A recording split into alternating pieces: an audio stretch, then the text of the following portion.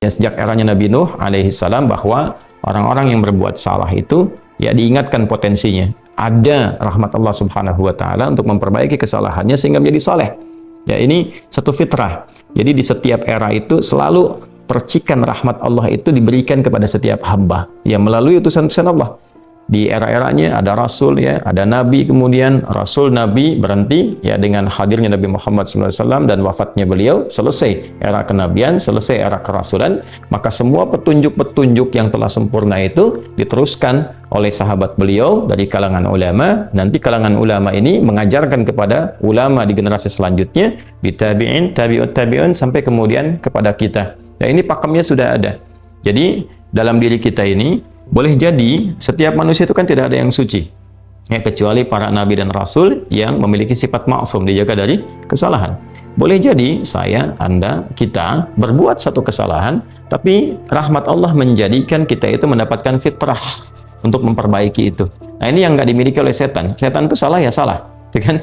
Salah ya salah. Jadi ketika dia berusaha untuk mendapatkan rahmat Allah pun dengan taubat itu selalu terhambat dengan kesombongannya, istakbar itu.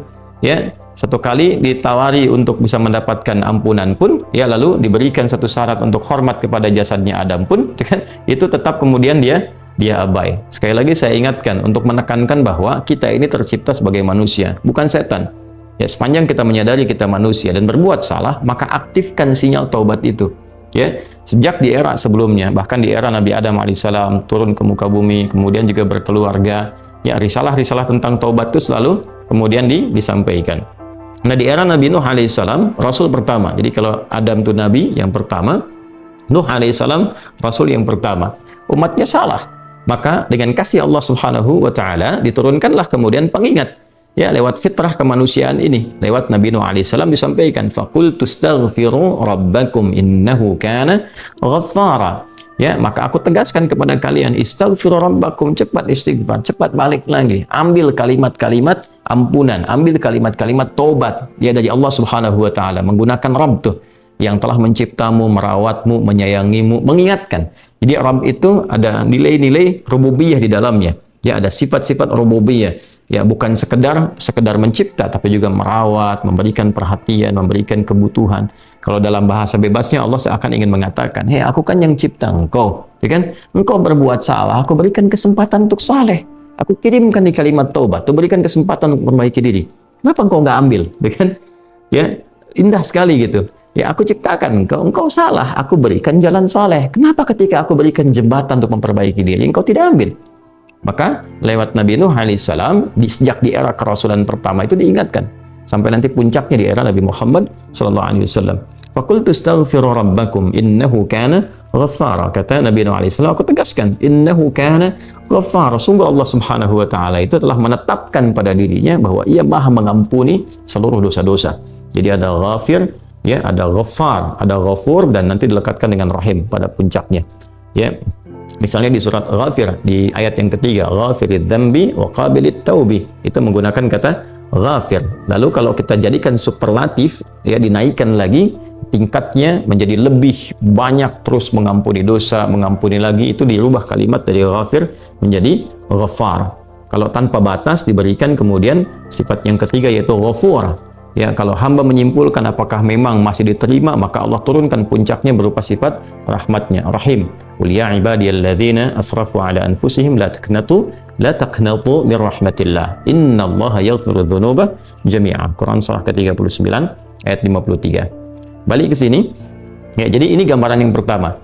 Sejak di era kenabian turun yang Al-A'raf ayat 23 itu Rabbana zalamna anfusana, kan Nabi Adam alaihissalam mendapatkan kalimat itu. Lalu di era Nabi Nuh alaihissalam sebagai rasul pertama diingatkan juga dengan potensi sifat-sifat kebaikan ini yang menjadikan manusia tertuntun untuk senantiasa berbuat baik. Lalu apa sifat rahmatnya?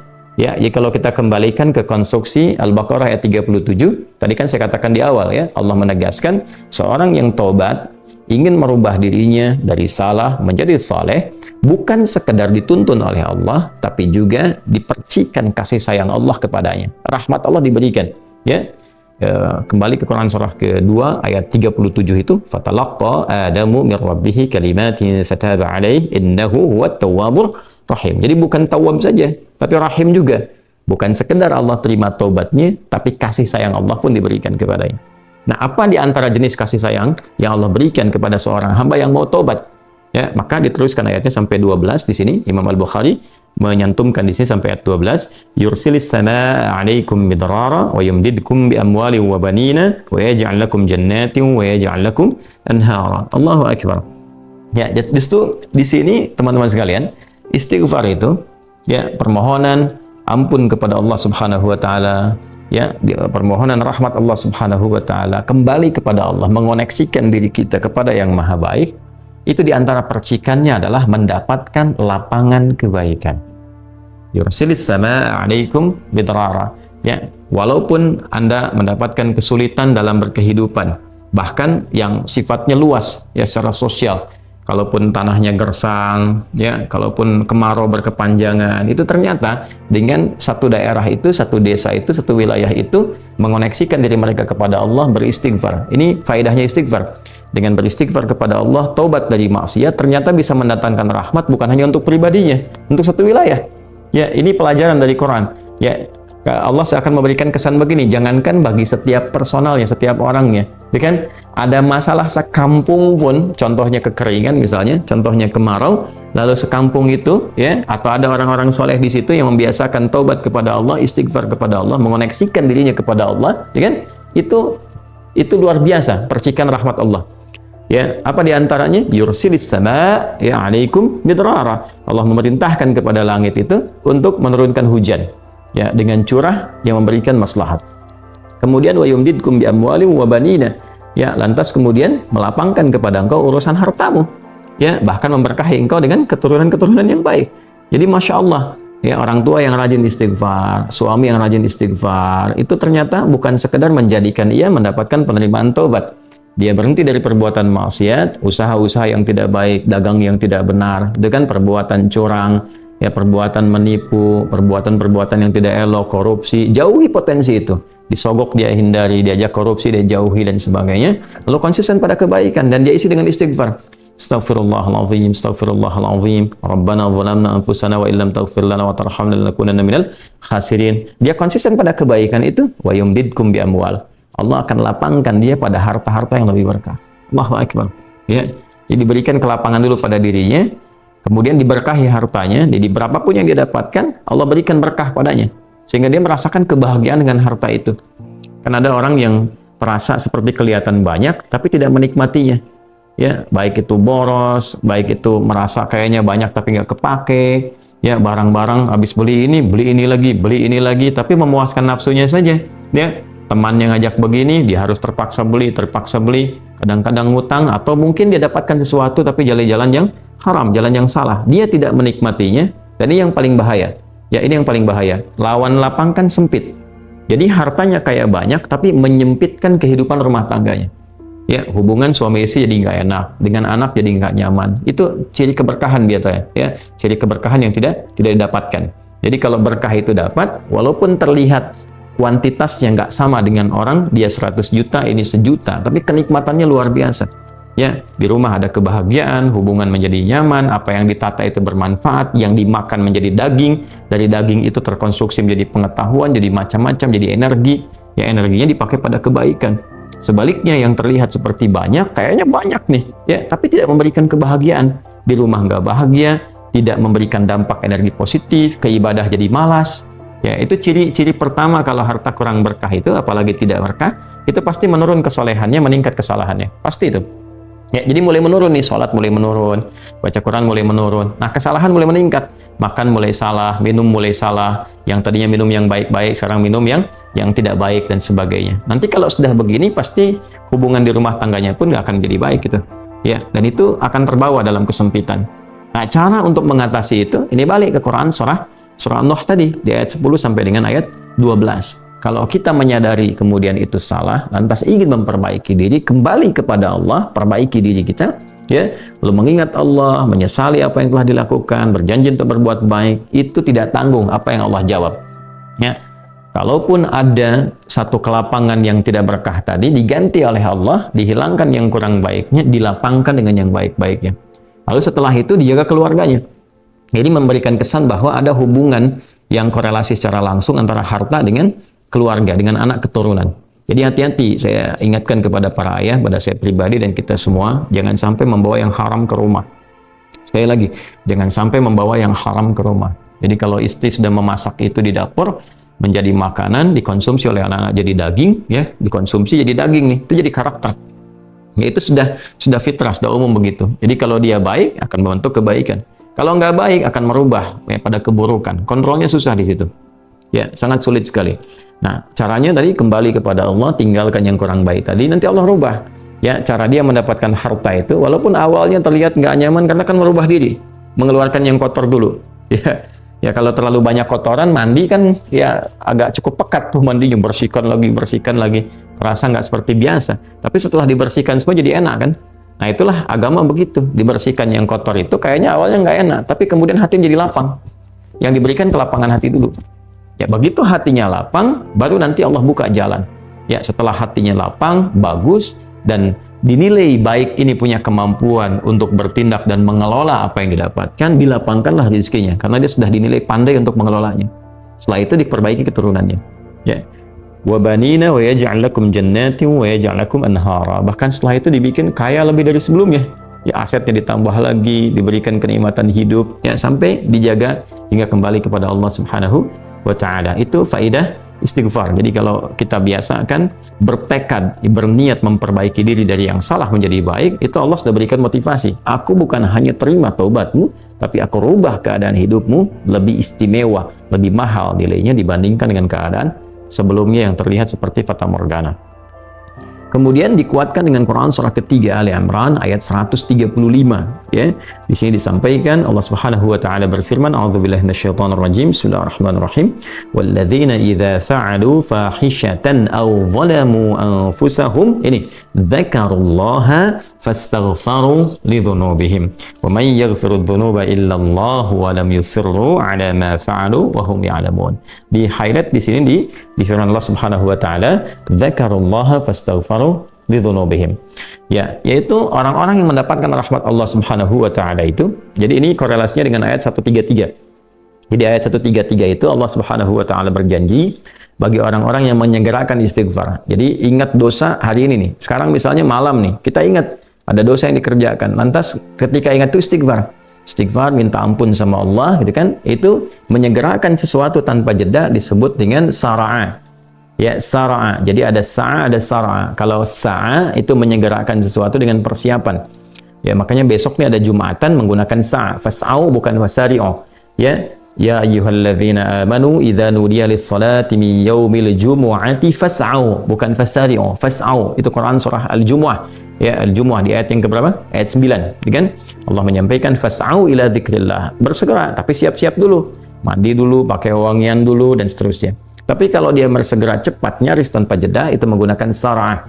Sehingga guru-guru mengatakan bisurah, cepat, nggak usah banyak jedanya, ya kan? Nah, di Ali Imran ayat 133 Allah berfirman, wasari'u ila maghfiratin mir rabbikum. Kalau engkau merasa ada salah, bergegas, jangan tunda-tunda.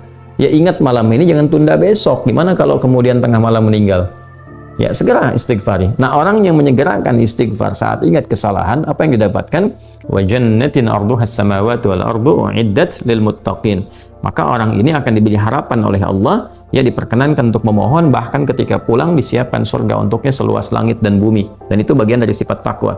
Jadi takwa itu bukan sekedar amar ma'ruf. Saat Anda ingat sholat, Anda ingat puasa, ingat baca Quran. Tapi takwa juga ada bagiannya nahi mungkar. Saat Anda ingat salah, lalu Anda taubat. Ya, saat Anda ingat salah, Anda pengen jadi soleh. Saat Anda ingat maksiat, Anda ingin taubat. Itu bagian dari takwa. Nah, bagaimana kemudian cara mengimplementasikan itu semua? Nah, ini poinnya.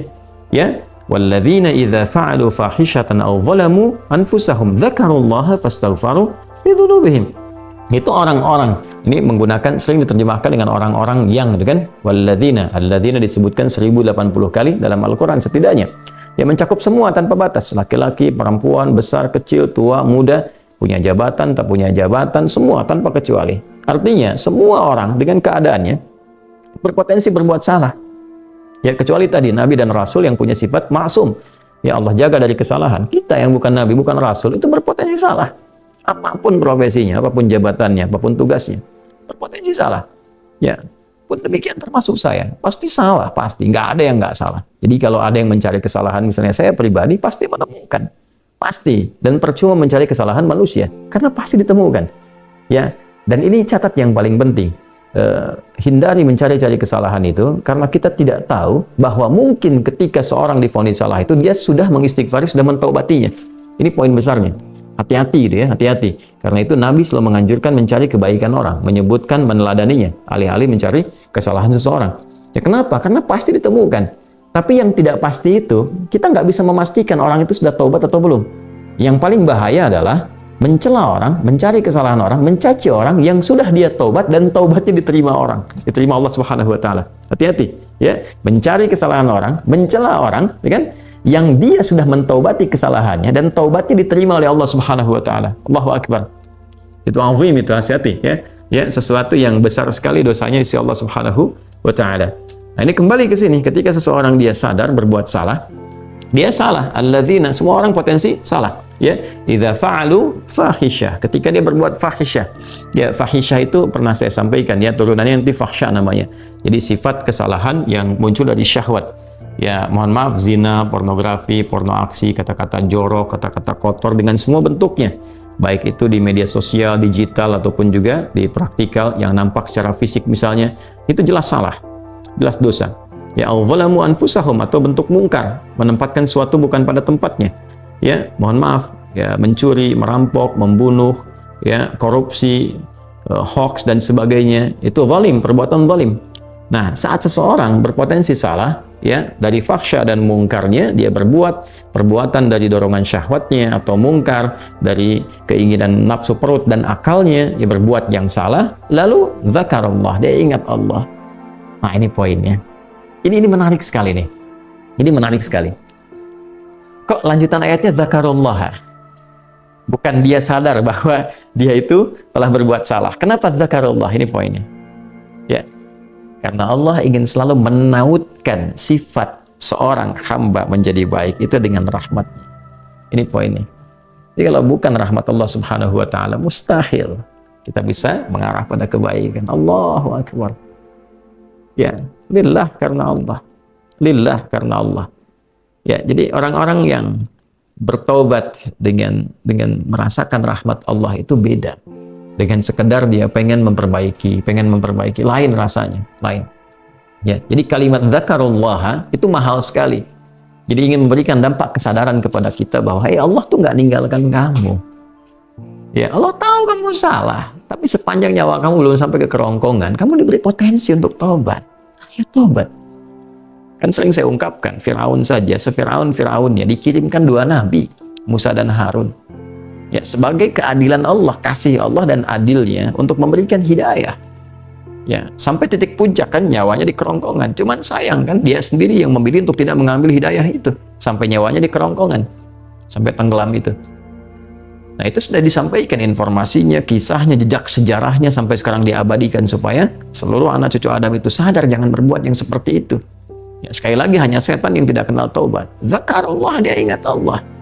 Nah, sekarang tinggal kita mempelajari ketika ingat Allah itu apa yang harus dihadirkan. Tadi poinnya, Allah tawarkan kita bukan hanya sekedar jadi baik, rahmat dibuka, kasih sayang dibuka, kelapangan hati dibuka. Ya, makanya saya barangkali juga ingin menekankan materi-materi semacam ini, yaitu penting untuk disampaikan.